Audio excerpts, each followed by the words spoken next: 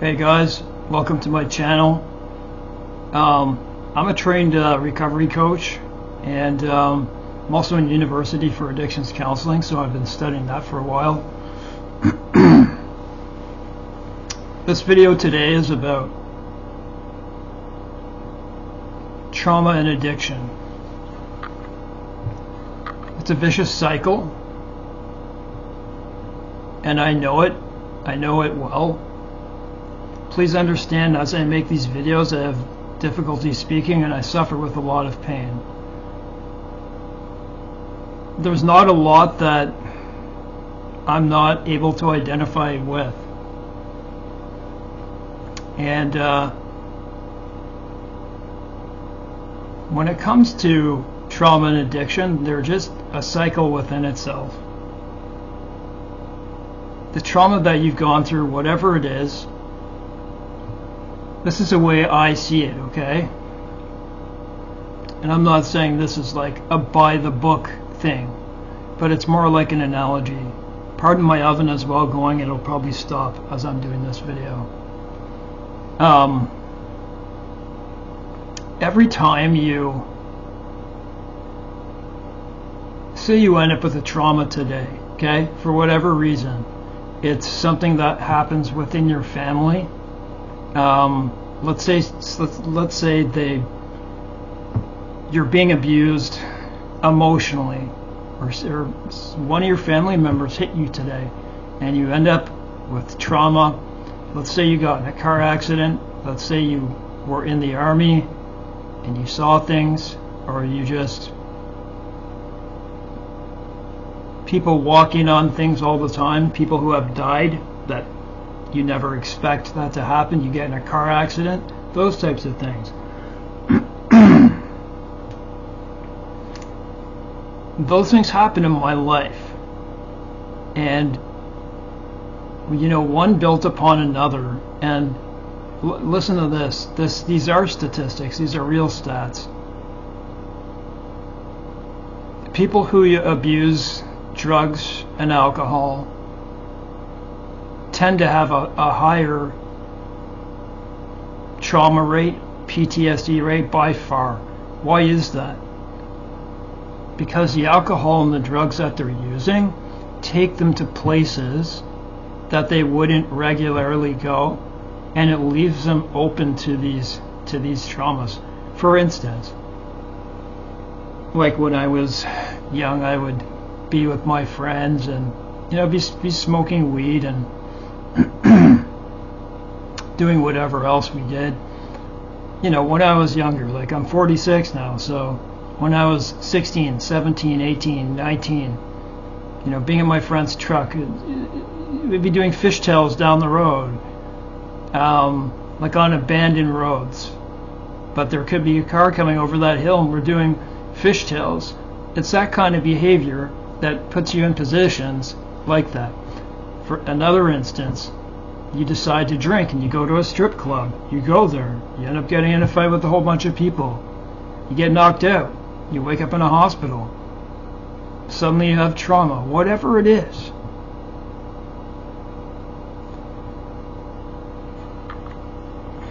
I look at it like this. This is the great analogy that I'm going to tell you. I know how hard, I know just as much as most people, and I don't want to specify my traumas, but there were many. There were many, and some of them were quite serious. So when you get a trauma, okay, let's just say that you were abused in your family and you never felt the same after that moment. What happens at that point is not unlike being actually physically hit and a cut opens up on your face. Your face splits open and you start bleeding. In the same way, emotionally, you're hit too, right? So it only makes sense that you're left, and it doesn't happen all the time. um, you know, you develop a scar in your emotional, let's just say your emotional body, right? Say somebody hit you. Maybe that scar is in the same place as the real scar is, but it's in your emotional center. And you wonder, why do some people get hit, get abused, have this and have that happen to them, and they're resilient? That could be in their genes, that could be their personality type, and all types of stuff.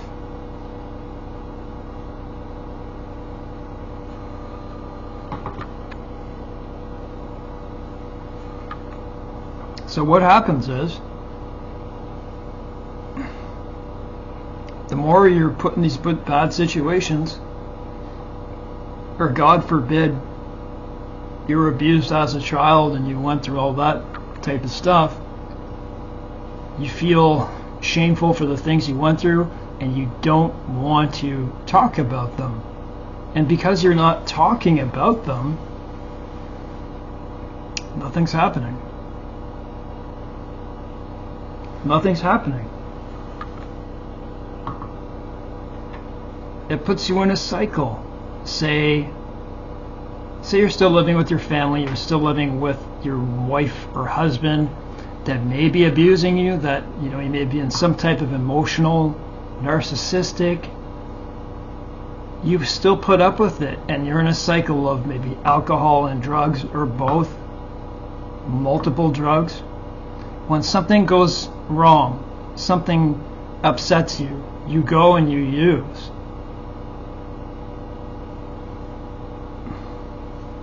Instead of facing things head on. Those scars just get harder and harder, and they just stay there. You go and you drink it away, and then when you wake up that next morning, you're sick, and then you feel even worse. And even worse than that, you become addicted to all this stuff. I'll give you an example from my life, because I was an addict. I abused multi-substances. It was by mistake. I didn't seek them out, but I got addicted to benzodiazepines. Now, those are the last things you ever want to be addicted to. And I used them because I was trying to come off of benzodiazepines in a time where there was no information about benzos. It wasn't out yet. There was lacking. The computer was only just beginning, the internet. And then I started to abuse them it wasn't purposeful, but anyways, got into a horrible, and every time and it was the same with drinking. Every time I got mad or in an argument, it was an excuse to go out and drink. Right?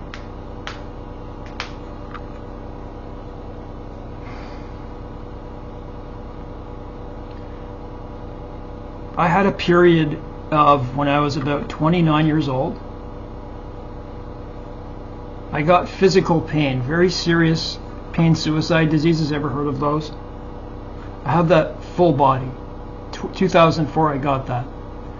Then in 2009 I got another one, a very devastating one, which is why you see me go back and forth all the time, because of the pain in my legs and my lower back. It's the worst pain disorder on earth. And pain-wise. And for about a good 8 to 9 years, I was bedbound, couchbound, and I was stuck thinking, what did I do wrong in my life? It was like a period of time I felt like God almost gave me. Like in the Bible, sort of mention this, but I do believe in God, okay? Like Nebuchadnezzar.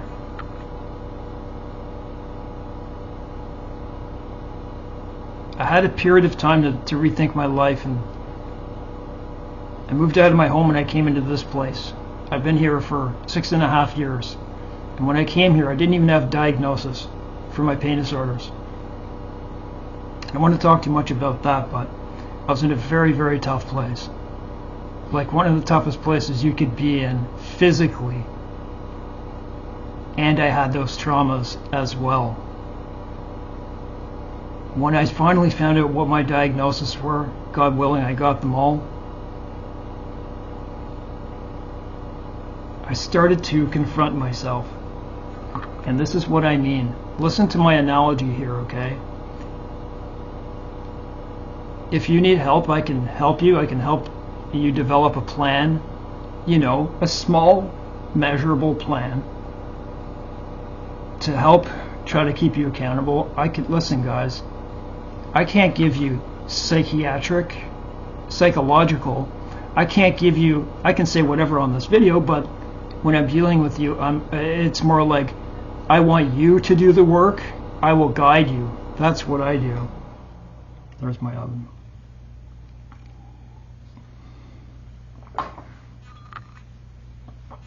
But you can still listen to me on here and know that when I deal with you, that I have been through it. I'm not just another, and I'm not knocking recovery coaches, right? But experience matters.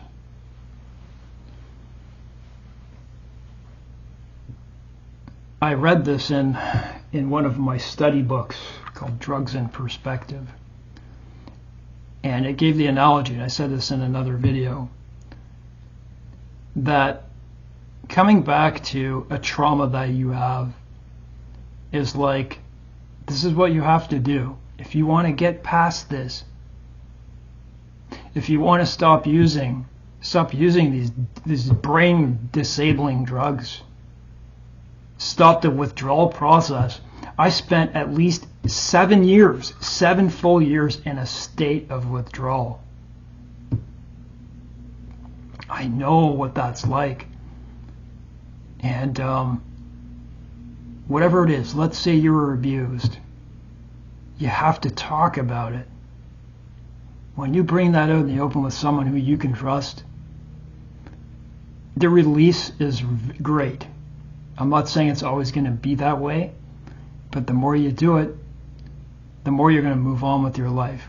So listen, as I said, you build a scar, right? Just like a physical scar of hitting yourself or causing yourself to be cut and you're bleeding. You put a Band-Aid or you wrap it with a bandage and gauze and whatever. This is an old wound that you're coming back to. And when that old wound occurred, you didn't clean it correctly. You just threw a bandage over it, dirt got into it, and it festered. It rotted.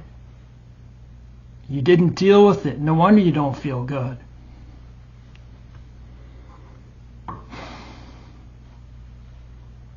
So when you decide to be honest with yourself, open up and talk about it, you're taking that Band-Aid off, and you take like I don't know, like a little forceps or something like that, something that won't hurt, and you start cleaning it out however you clean it out. You put a little bit of rubbing alcohol on it too to sanitize it, and then you clean it out, and then you put a fresh one over it, and then it heals properly. So the analogy of that comparison is you opening up and talking about it. If you ever want to consider getting better, you're going to have to do this. Do you think there's any other way? Do you think that the other option, sure, you could stop alcohol and drugs, but you're going to become a dry drunk. You're going to become a dry high.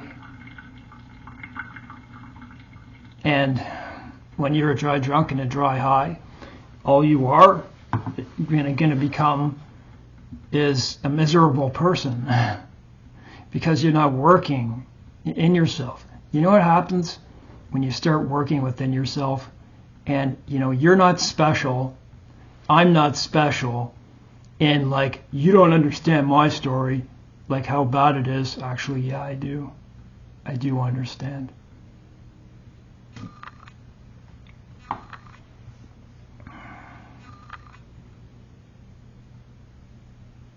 So for me, I suffer with traumatic stress and that, and really multiple times over.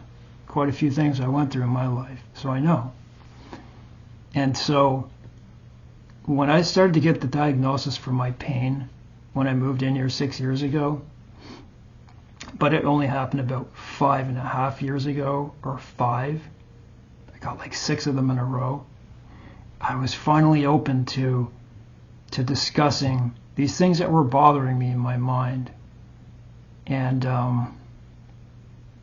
it was also good for me to be in my own environment where I could, start introspecting. That's what you have to do. You have to introspect. And at the same time, you have to, if you're a substance abuser of any kind, go to these meetings and do these things. I know some people don't want to go to meetings, but you know what? To be present in these things is going to help you. I know there's a lot of people, you might have a lot of social anxiety, just sit in the back or attend it online, or talk to someone like me. In any case, that's my message. And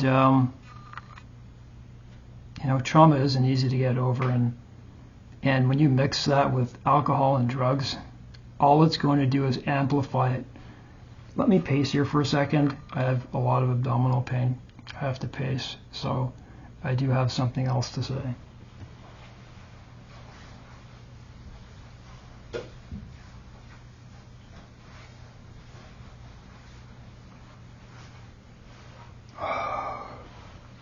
One question arises, obviously, in so many cases.